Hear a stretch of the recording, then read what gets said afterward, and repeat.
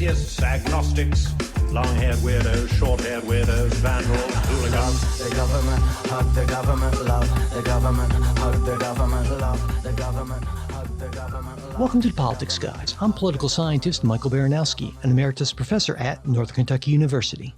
I'm joined today by political scientist Michael Levy. Hey, Michael. Hey, Mike. How are you doing? Good. And, I'm excited about this because, well, it's the first episode in what we both hope will be a multi-part series on the new rules of politics. And so today, introductory episodes, who knows how this is going to go, but basically what we hope to do today is sort of lay out the groundwork.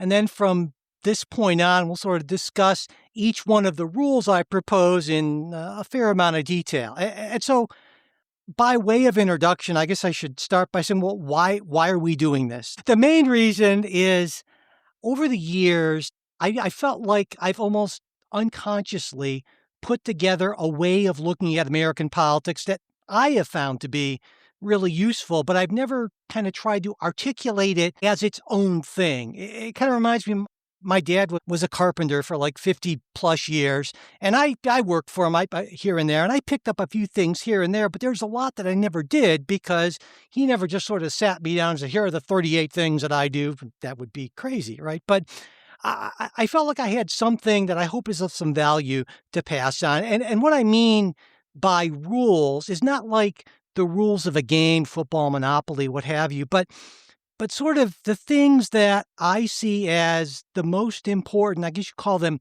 frames to apply to politics to kind of best understand how we get the politicians, why we get the politicians, why we get the policies that we end up with. And I think that makes this different from most political analysis, which typically focuses on, well, personalities. I'm not saying that personalities are unimportant, but what I believe very strongly is that environments, institutions, legal structures, these are the things that are behind these personalities that give us the people, or at least dictate sort of the type of people we're more or less likely to get and the more or less results that we get out of politics. So it also sort of ties into really why I started the Politics Guys over a decade ago now, is that, I went from being kind of on the far right to being kind of a traditional, I guess, Democrat, to now being a man without a party. And I feel like I've met a lot of people on both sides, and most of them were, I thought, pretty good people. They weren't stupid or evil for the most part. And so I wanted to do analysis that kind of that took that as a starting point, that most people in politics aren't necessarily stupid or evil, but there are things going on behind the scenes. Again, there's environments, institutions, legal structures that really set the framework for what people can and can't do in politics. So I guess more specifically, I'll say I have two key claims I want to make. Number one is that as sort of the overall environment has changed in the United States and the world, especially in the last, say, 20 or 30 years, old ways of understanding politics are less and less useful, and they just don't work as well. And secondly, I'll argue that the political system itself is increasingly unable to keep up with changes in that broader environment, both because that environment is changing so rapidly, culture and certainly technology these days, but also because some of the changes that we made in the past that seemed like a good idea and that maybe were a good idea then have actually maybe had some unforeseen negative consequences that might make it more difficult to change the system now for the better. Maybe I'll stop at that point. I don't want this to be a monologue or anything like that, and kind of let you jump in here on this, Mike, because I know you had I should point out that we're not doing this from nothing. Michael's had a chance to look over my thoughts that I've put together on this and has, I know, more than a few questions for me about this. Yeah, thanks, Mike. I hope this won't sound too canned as we go through this, because we have shared each other's research and thoughts. So I always have a bit of snark wherever I go. And when you talked a little bit about legal structures, I wondered, do we have any legal structures left? But you also said something in your intro around the old ways of understanding the political system isn't useful anymore. And I've been thinking about this for a long time, since, I am a political scientist by training, but I haven't taught in the classroom for quite a while. And I was thinking recently about what textbooks look like today compared to what they looked like in the 1990s, and how they, usually when you did a new edition of a textbook, you kind of just updated it with newer examples. But now the whole textbook is flipped, the committee system in Congress and the rules of the game. But I really appreciate your framing of the series and the opportunity for us to have these conversations, because the rules or the frames that you talked about in your intro are a really strong, useful way of looking at politics, especially trying to get out of the horse race or the personality driven explanations, and really looking at these undergirding incentive structures that we have. As I read it, the core claim that I think you have is that politics isn't mostly broken because we keep electing uniquely bad people, but because the system we've built has reliably selects for certain kinds of actors and rewards certain types of behavior. And I think that lens is super important. And you mentioned personalities in your intro.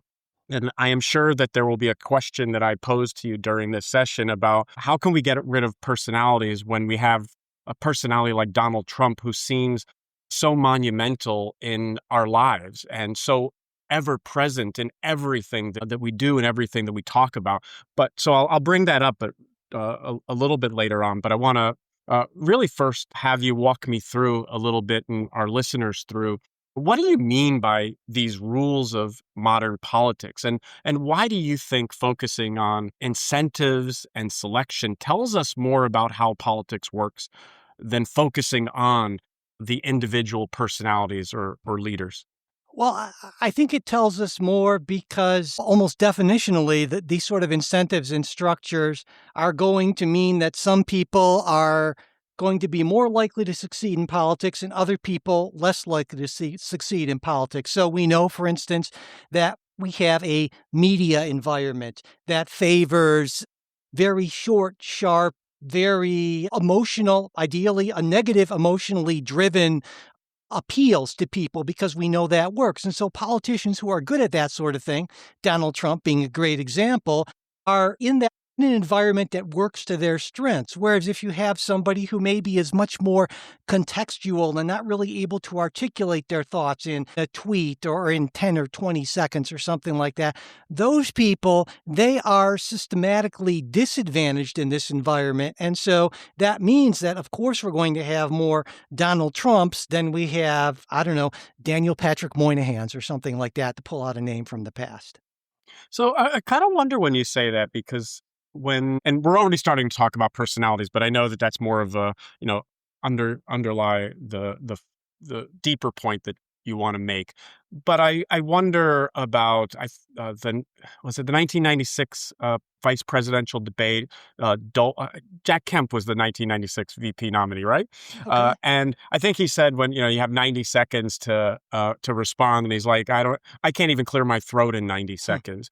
And just thinking about thoughtful people who don't necessarily talk in bumper stickers, don't talk in 15-second sound bites. But I wonder, just like to take this personalities driven and thinking about the incentives, I want to maybe set up two people, and maybe you can talk about why they're able to perform in this environment and through those incentive structures. And I'll take one on the left and one on the right. I mean, Barack Obama doesn't seem uniquely qualified really take advantage of the ecosystem and the incentive structure that we have. And Ted Cruz is one who I'm uncertain as to why he thrives in this kind of environment. LifeLock, how can I help? The IRS said I filed my return, but I haven't. 1 in 4 tax-paying Americans has paid the price of identity fraud. What do I do? My refund, though. I'm freaking out. Don't worry, I can fix this. LifeLock fixes identity theft guaranteed and gets your money back with up to $3 million in coverage. I'm so relieved. No problem. I'll be with you every step of the way. 1 in 4 was a fraud-paying American. Not anymore. Save up to 40% your first year. Visit LifeLock.com/podcast. Terms apply. Well, I don't know that Obama would have done nearly as well, because he came at the sort of end of the old age, I guess, if you will, right? He became president sort of before the smartphone era really kicked into high gear, and before that was just the way politics worked. And so I think he had that advantage going for him. Ted Cruz, I don't know, Ted Cruz is maybe his own thing. I wasn't prepared for Ted Cruz to be thrown at me, but I think that he succeeds for the same reason that a number of people who maybe are not necessarily very effective legislators or not even very popular in Congress succeed, is because success means a different thing today because the environment has changed than it meant, say, 20, 30 years ago. I mean, as you know, there used to be this norm in Congress, this sort of apprenticeship norm, especially in the Senate, where you would go in, you'd put your head down, you would be the junior person on committees, you wouldn't speak a lot, you'd do the work, you gain seniority, and then if all went well, by the time you were in your third or fourth term, then you became someone who might be prominent. Well, of course, that entire system is now scrambled where you can go from zero to, well, hell, President of the United States without any necessarily previous political experience. And that just didn't happen. That's the result of a lot of technological and also rules changes that allow individual politicians to build personal bases away from the party and away from traditional sources of support that just simply weren't available 20, 30, 40 years ago. And that's why understanding institutions and incentives and these structures is important, because it helps us to understand that something like Donald Trump doesn't just happen. Donald Trump is the result of a bunch of things that happened before him. And that's true whether you're talking about Trump, AOC, or anyone in between. Yeah, so maybe we can start at the top and work our way backward to other institutions. And I'll sort of start with the incentive structures within the parties and the primary system, because I think you're setting up, or you've said something implicitly that maybe I'll ask you to say explicitly. And there's very few people who participate in our primary process. At the presidential level, I was looking back at the statistics, and it's around, on average, in the last 30, 40 years, 21, 22%. 2016, when there were competitive primaries in both parties, it was like at 28, and you've had some where it's more like 17, 16 when there's not competitive primaries. But you can talk a little bit about that incentive structure? And I'm not saying that Joe Manchin would ever be elected president, but he would certainly have no chance in a Democratic Party primary to win the Democratic Party nomination in this era, even if he could potentially appeal to a broad cross-section of the public. So maybe you could talk about the incentive structure within the party primary system and how that works. Yeah, and I mean, and this is, I think, one of the biggest, most important sort of structural changes that really affected politics in a way that initially people thought would be better, because we see sort of in through the 50s, the 60s, and early 70s that a lot of people are unhappy with the primary system because essentially primaries aren't necessarily all that binding. They used to be called beauty contests. It was still the party elites who played a big role in choosing who the nominee would be. And because of the understandable desire for more democratic involvement in the system, well, the primaries gradually opened up throughout the 1970s until by 1980, we have the system essentially that we have now. And you think, well, more democratic is better. Well, yes and no. I'm certainly not saying that less democratic is better, but one of the things that happened is because most people just don't care all that much about politics, and we can barely get 50, 60% to come out and vote in a general election for president.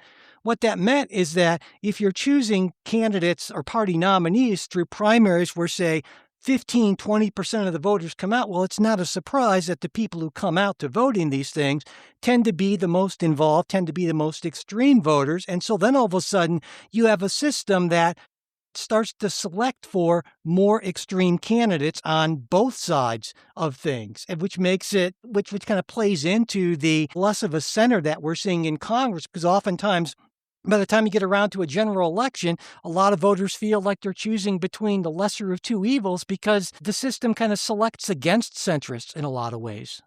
So in most countries, there's not a primary type system like the U.S. has. Some have started over the last couple of decades going in a more American style primary system, but still a lot of the party leaders are selected by the bigwigs and the party elites. But I'm sort of like wondering if we sort of like take the 50 to 60% or the struggle in getting the 50 to 60% to vote in elections. And I know that we're not talking about magic wands for solving that problem, but I'm thinking about countries like Australia, where voting is mandatory, in Belgium and Luxembourg and several other democratic countries. Voting is compulsory. Really get 95% voter turnout. And I wonder about, is the U.S. system in this regard, say the getting people off the couch and into the polls and maybe not caring as much to do so, is it irredeemable, or do you see potential for reforms in this area that could move the needle and get to, even if it's 1960 level voting habits? I think it's really tough because this ties into all the data that we've seen about the incredible lack of trust in almost all institutions. And so if you're asking people to come out and vote for institutions they don't trust, well, that's not, there's not a lot of a pull to do that sort of thing. If people feel that, well, you know what, government is corrupt and inefficient and doesn't work for me anyway, and it doesn't really matter if it's the Democrats or the Republicans, really, then getting people to care about a primary, that's pretty tough. So it's not, you mentioned that voting is compulsory in Australia and some other countries, and we hear that word and we think, oh, that sounds bad, but it's really a different culture around voting in those countries. I mean, there's almost like in Australia, almost like a block party-ish sort of atmosphere around it, and it's not like people are being thrown in jail for not voting or anything like that, but that's a cultural sort of thing. And so I don't know that there's a simple way, any sort of quick and easy legal fixes, because the culture is just so anti-politics, or antitrust in politics, that I think it would be really challenging to get enough people to vote in primaries, especially, so that the primary electorate would be at all representative of anything but kind of the extremes of both sides. We hope you enjoyed this preview of our supporters exclusive midweek show. If you'd like to hear the rest of the episode, we hope you'll consider becoming a supporter. Supporters get ad-free access to all of our shows, membership in our Politics Guys Discord group where you can join in on the conversation, and other benefits at different levels of support. To become a supporter, go to patreon.com/politicsguys. You can also support us through Venmo or @politicsguys, or through PayPal. You'll find all of our support links in the show notes, as well as at politicsguys.com/support. And if you'd like to get the midweek show, but you're not in a position to become a financial supporter, that's not a problem. Just send me an email at mike@politicsguys.com, and I'll be happy to get that set up for you.